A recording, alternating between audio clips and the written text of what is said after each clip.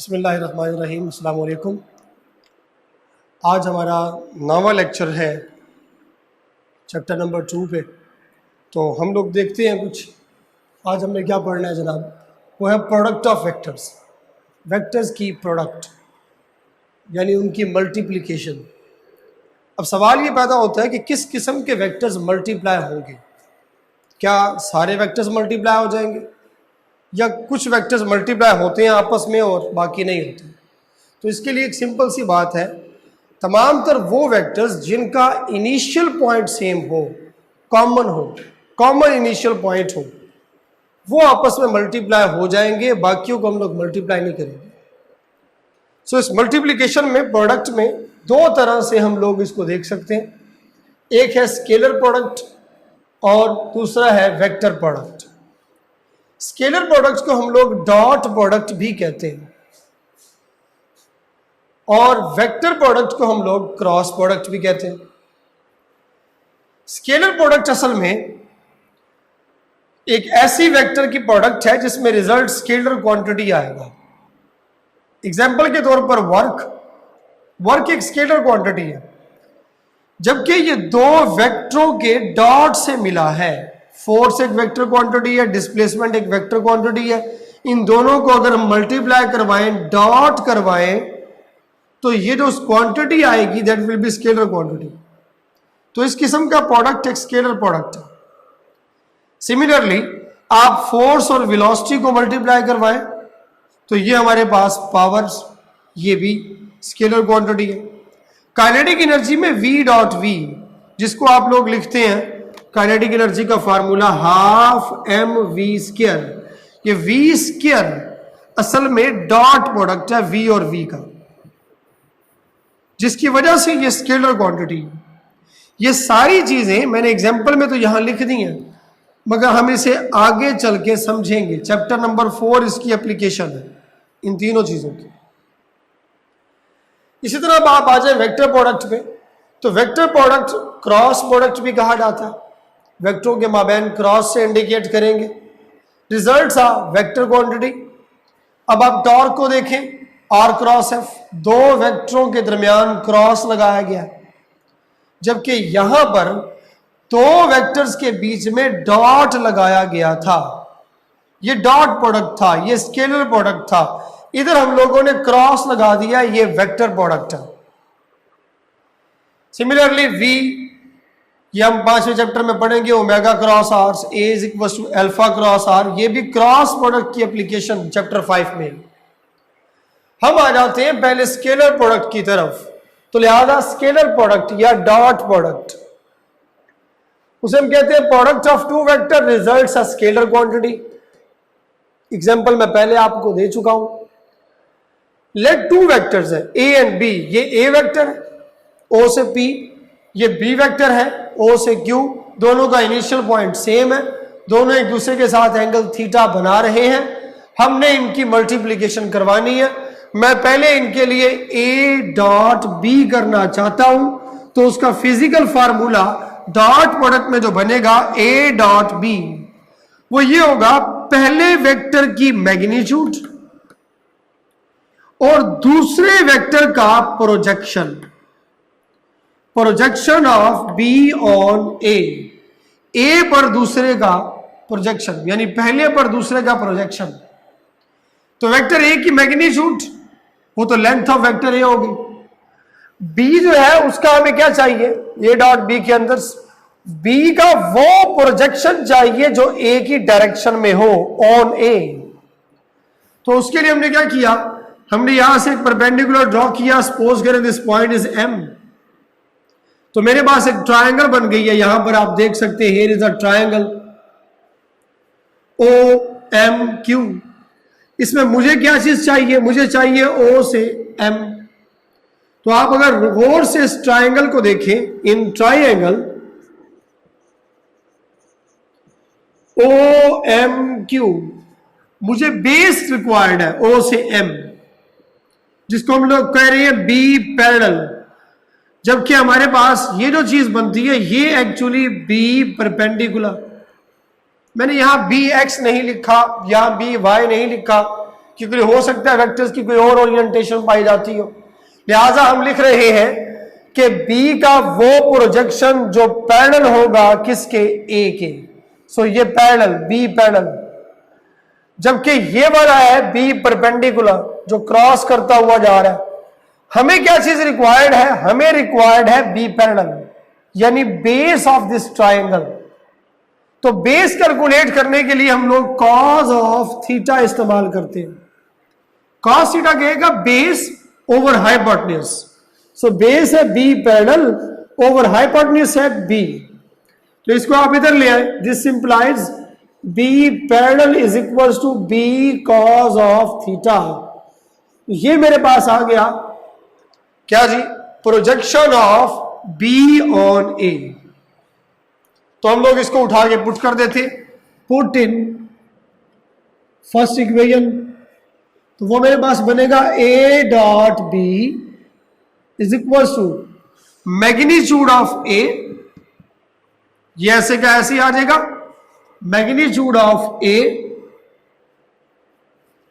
दूसरा क्या है, प्रोजेक्शन ऑफ बी ऑन ए, और वो हमने कैलकुलेट किया बी कॉस ऑफ थीटा। ले जी, ये हमारे पास बन गया A dot B, A B cos of theta. यानी आज के बाद जब भी हम दो वेक्टर्स में डॉट लेंगे तो हम करेंगे क्या, पहले वेक्टर की मैग्नीट्यूड लिखेंगे, दूसरे वेक्टर की भी मैग्नीट्यूड लिखेंगे, कॉस लिखेंगे डॉट प्रोडक्ट में, और वो एंगल जो इन दोनों वेक्टर्स के बीच में पाया जाता था उसे लिखा जाएगा। ठीक है, A B cos of theta. अब जैसे ये ए डॉट बी है, क्या हम लोग बी डॉट ए करके चले देखते हैं, इसकी वेरिफिकेशन कर लेते हैं। So now for B dot A, B dot A हम लोग इसका फिजिकल फार्मूला देख लेते हैं। अब जैसा कि आप लोग जानते हैं कि हम लोग कहते हैं कि बी डॉट ए, मैंने आपको पहले बता दिया कि जब भी दो वेक्टर्स का डॉट लेंगे, पहले की मैग्नीट्यूड दूसरे का प्रोजेक्शन। तो यही काम यहां पे करते हैं। पहला वेक्टर कौन सा है, तो ये लिखेंगे मैग्नीट्यूड ऑफ बी, और उसके बाद प्रोजेक्शन ऑफ ए ऑन या अलोंग बी। ये हमारे पास फार्मूला बन गया। मैं इसको इक्वेशन नंबर 2 कह देता हूं। यानी मेरे पास दो वेक्टर्स हैं, एक है हमारे पास ये वेक्टर ए है, और ये हमारे पास वेक्टर बी है। एंगल थीटा बन रहा है, ये ओ, ये P, and here is the Q.